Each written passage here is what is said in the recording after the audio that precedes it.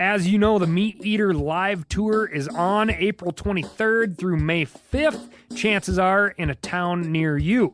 What you may not know is you can win tickets to each of these events just by going to a backcountry hunters and anglers pint night. There's going to be a pint night in each of these towns: San Diego, Salt Lake City, Tempe, Anaheim, Boise, Sacramento, Missoula, Portland, Tacoma, where you can compete in Meat Eater trivia and win not only tickets to the show, but a chance to be on stage with all of us. So get your butt to a pint night and we'll see you on stage. Welcome to the Wired to Hunt Foundation's podcast, your guide to the fundamentals of better deer hunting. Presented by First Light, creating proven, versatile hunting apparel for the stand, saddle, or blind. First Light, go farther, stay longer. And now, your host, Tony Peterson. Hey everyone, welcome to the Wired to Hunt Foundation's podcast, which is brought to you by First Light. I'm your host, Tony Peterson, and today I'm going to talk about shed hunting in a way that will make you a better deer hunter.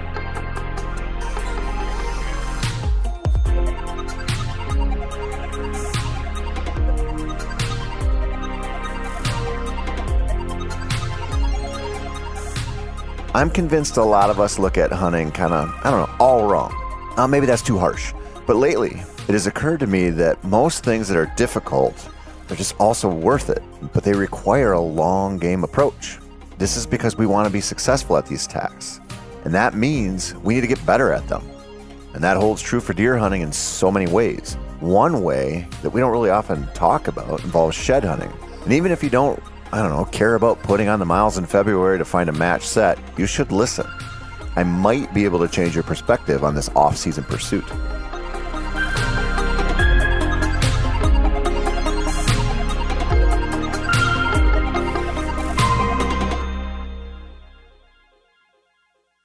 I don't like super independent dogs. You know what? Scratch that. I like most dogs as a general rule. What I mean when I say I don't like super independent dogs is that I want my dogs to team up with me and to know it. If that's super unclear, I apologize. The thing is, there are dog breeds out there, and certainly individual dogs that work for themselves. This is pretty common in the pointer world. And, before you fire off angry emails about how, English pointers or GSPs are the best dogs ever and Flushing dogs are stupid and for losers, hear me out. I'm not saying what you should look for in a dog. I'm saying what I like in dogs. And you and I, sometimes the listeners forget this. We have different tastes, different standards. I live in grouse and pheasant country. You might live in quail country, or you might live out west where the prairie birds dominate. You might need a dog that ranges 400 yards out and points coveys for you. I don't. I like dogs that stay close, dogs that check back often, and learn to understand that teamwork dynamic. It's honestly one of my favorite things in the world. And it's easy to think that dogs like well-bred labs just know how to do that. They don't. They learn it. It starts with pups and socialization. It starts with encouraging eye contact through little training sessions. It starts with developing verbal commands and then hand signals eventually. It takes so many small lessons in the parks, in the CRP fields, in varying environments. It takes a young lab running off to sniff pheasants 100 yards from the shotgun and then figuring out it's all alone and that its owner has turned 180 degrees and is walking away. It takes patience and a constant eye to the wind direction. Honestly, it just takes a lot of work, but it's so worth it. It's worth it, especially when you have a prime age dog that you don't have to use an e-collar on, one that you don't need to command hardly at all in the field. When you have that dog, one that understands you're working together and understands what needs to happen for that to occur, it's a beautiful thing. But as I said, it takes a lot of time. Actually, it really doesn't. Instead, it takes a daily commitment of small amounts of time for like 2 years. And then after that, it's often pretty easy, pretty damn fun. At the start, with a little 8-week-old pup, it doesn't even seem possible yet that it can certainly come to be where this relationship happens. But over time and through those dreadful teenage years, the positives will develop And you'll start to see so many reasons to be excited for that October pheasant opener. It's just a matter of sticking to it and seeing the whole thing through until it comes together. And you know what else is like that? Golf. Just kidding. It's deer hunting. Well, actually, it's probably golf too. But my experience in that realm is, limited almost entirely to mini golf, and I'm not even very good at that. Anyway, getting better at deer hunting takes a long game approach. This is something I've harped on a million times. But that's honestly kind of a throwaway statement. Like, no shit. It takes time and energy and dedication. But we often look at that as something that is solely tied to scouting or specific hunting techniques. And I think this is really a many-armed thing. And one of those arms should involve shed hunting. Now, here's the thing. This topic kind of sucks. We know all the rules for shed hunting. Go out, check the food sources, check every fence crossing, walk the pounded trails, and blah, blah, blah. I shouldn't say that. Good advice on finding sheds is, worth paying attention to because it's pretty fun to find some antlers. They can provide valuable insights into deer behavior too. The thing about information around a pursuit like shed hunting is that our attention spans require straight to the bullet point types of content. Those top 3 spots to find a shed. The one shed hunting method no one is talking about, but they will be. Why you suck at finding sheds. Hell, I've written every one of those articles 12 times in my life. If your goal is to walk into the woods without antlers and come back to your truck with antlers, then those articles, that information, it's relevant.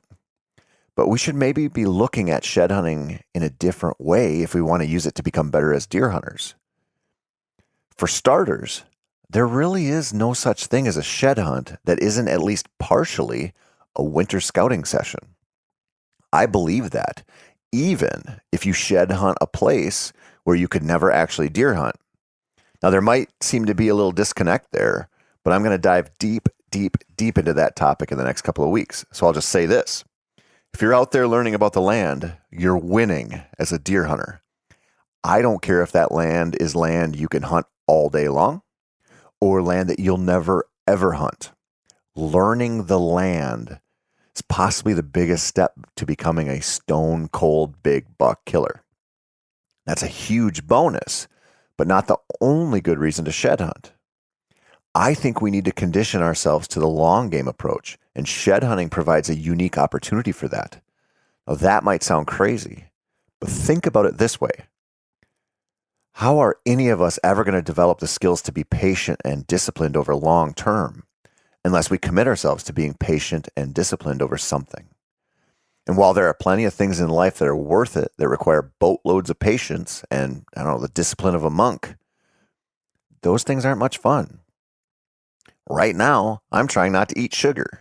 Well, not right now because I'm recording a podcast, but in my life, I'm trying to get rid of most of the junk food. On paper, this should be a breeze for a fellow like me. I'm actually pretty disciplined in a lot of things in life. Hunting, fishing, exercise, stuff like that. Diet should be easy for me, but it's not. It's easier for me to run 1,000 miles in a year than it is to give up Reese's peanut butter cups for a few weeks. How is that for messed up? And where I'm really going with this is that we need to commit to real sacrifice to change for the better. One way to do that is to take something that is a mix of fun and work and start there. Something like, golf. Just kidding. It's shed hunting. I promise that's the last time I'll make that golf joke. Here's how I think looking at shed hunting and going through the winter months as an active shed hunter can help you master long game approaches to other aspects of life in deer hunting. But first, I kind of just want to break it down. You have your surface level goal, which is, not surprisingly, go find some antlers. Without that, it's just a winter scouting mission or just a hike. And that's great, but not what we were talking about. You have shed hunts right now and might be dealing with, 30 or 40 inches of snow. You might be dealing with laid off construction workers walking every trail in the best spots you shed hunt. You might not be serious about shed hunting. So you think maybe you'll go out for a few hours on a Saturday and that's good enough. What I like to do instead is find as many spots as possible to shed hunt that might have a shed. Now, I have low standards for shed hunting because I just don't have any banging spots where it'll be easy. I know It's going to average me probably a couple of weeks per shed, but I'm okay with that. I like the idea that as long as I put in the work, I'll find a few. But it's not about just finding antlers. It's about thinking about how you'll put yourself in the best position to find antlers every time you go, from now until the time the turkeys are gobbling and the morels start popping. I do this by first just thinking about the conditions. Where I live here, just south of what feels like the Arctic, snow is a huge factor. And we've had a lot of snow for months now. And I know there are a ton of antlers out there that are waiting patiently under a foot of powder for me to find them. I also know that my efforts now won't be as productive as March will be, but that my less successful shed hunts now will produce more successful shed hunts when the snow starts to melt. This is where it starts to get a little more like actual hunting, my friends. Now, it's different if you live down south, you don't have to deal with snow. So I want to acknowledge that. But the truth is, in either case, you're kind of teasing your way up to the big drop, which often happens in February, often late February at some point. If you walk out right now to shed hunt, the goal is to look for sheds, but start to key in on deer concentrations. Those spots where you might find an antler now, but will probably find one later. This is kind of like hunting during the October lull and spotting a good buck staging deep in a creek bottom. He might be pretty tough to get close to now, but you have some intel to work with when Halloween gets a little closer and he might grow a little more careless, start moving a little earlier. So you didn't shoot him, but you saw him. That's a huge win. Walking through, 5 or 6 miles of winter woods to find a shed that you don't find, that's a win too if you're paying attention. Because you can ask yourself, where are the deer concentrations? And you're going to start to find them. But then you can say, why are the deer concentrations where they are? Now, this is something that I love about shed hunting. It shows me where deer are right now. Then I get to decide the why behind it. And I get it. Sometimes it's simple. Sometimes they are bedded right off of the picked cornfield and they are in survival mode on private ground. But sometimes they are tucked away in a cattail slough on public where the north wind can't really reach them. Finding that concentration, whether there's a pile of antlers there or not, is a win. And sometimes when you're shed hunting, you find a pounded trail that hugs a low spot in a CRP field. Now ask yourself, why there and not right up on top? That should be obvious, but if it's not, they're staying out of view. They do this a lot, and it's a trait that you can exploit. And while you're shed hunting and maybe finding sheds, you should also be thinking about these concentrations and how that might tie into your fall hunting. But also, how's it going to tie into your later shed hunts? I kind of think of this in terms of routes. If I walked a certain spot or a ridge top, a trail in a swamp today, I'm probably not going to walk it next week. I'm going to alter my travels to cover new ground, but that's short-term thinking. If the beds are there or the sign of some sort is there, I'll put it in the later pile. I know I'm coming back because even though certain spots should have some antlers now, they might not. But I'm betting they will later, and I want to know if I'm right or if I'm wrong. It's also important to pay attention to the patterns of behavior. What if you have a few spots you like to shed hunt, and while they are pretty different on paper, when you're out there, you realize that the deer seem to all be bedding on certain hillsides that catch some real midday sun. That means when the shed hunting should be really good, you have an entire pattern to work with, regardless of the individual spots you shed hunt. Recognizing patterns to deer behavior that transcend specific locations is one of the things that separates the deer killers from the deer watchers. It is so important. And you can work that muscle right now while looking for a few antlers, and you should. Or another way to look at this is to say you have about, 2 months of shed hunting left. If you shed hunt once a week, that's 8 times to get in the woods and learn about where the deer are and the antlers should be. That's also a good amount of time to learn that any given shed hunt isn't as important as what you put in for the whole shed season. So you go out and you blank today. Big deal. Maybe you found a spot where a bunch of deer are bedding and a bunch of shed hunters aren't walking. That's a win. It'll pay off at some point, even if it's way after St. Patty's Day, before you see that sweet, sweet sight of tines poking up through the snow or last fall's leaf litter. Maybe you'll blank the first 5 times you go, but then you find one. Sounds a little bit like actual hunting, doesn't it? And what makes it even more so is if you develop a plan to make the season worthwhile in a cumulative way, where every trip into the woods is a learning experience that should feed the greater task of picking up some extra decorations for the old man cave or the she shed. Are you starting to see the implications of a long game approach here? I don't know, sure, it's fun to go into some killer property and find a bunch of antlers, but does that really make you a better deer hunter? Maybe. But I know that shed hunting for several weeks while paying attention to the conditions and factoring in what should be good today or what should be good in a month is a better bet for leveling up at the whole whitetail thing. Now, of course, you have to be aware of that overarching goal.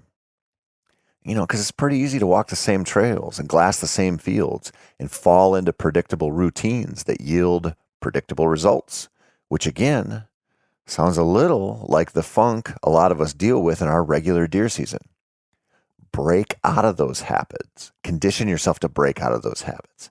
And think about this stuff not as an immediate return on your investment today, but an attempt to build the real wealth that is a lot of deer knowledge over a longer time frame. And also, find as many places as possible to shed hunt. Like I said in the beginning, doesn't matter if you can actually deer hunt there or not. The effort to find spots will sharpen that a bit, which doesn't hurt in the fall, and it'll expose you to different environments, different places to think about your approach, and to plan around what the deer are doing now and what they'll be doing for several weeks. Lastly, there's one more thing that you should try to become a better deer hunter that is still possible in shed season. Golf. I know. I'm sorry. I can't help myself.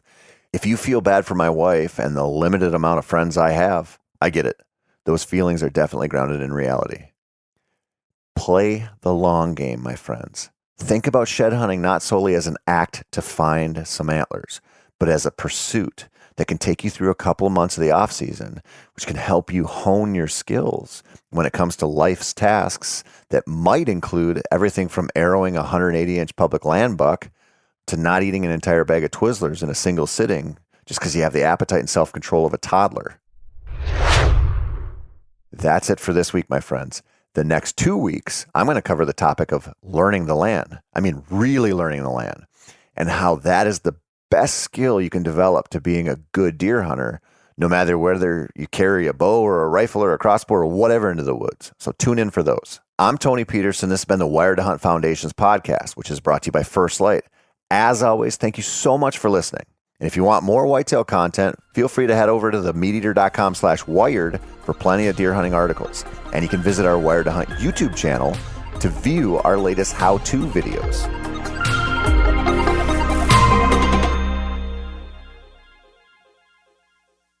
As you know, the Meat Eater live tour is on April 23rd through May 5th. Chances are in a town near you. What you may not know is you can win tickets to each of these events just by going to a backcountry hunters and anglers pint night. There's going to be a pint night in each of these towns: San Diego, Salt Lake City, Tempe, Anaheim, Boise, Sacramento, Missoula, Portland, Tacoma, where you can compete in Meat Eater trivia and win not only tickets to the show, but a chance to be on stage with all of us. So get your butt to a pint night and we'll see you on stage.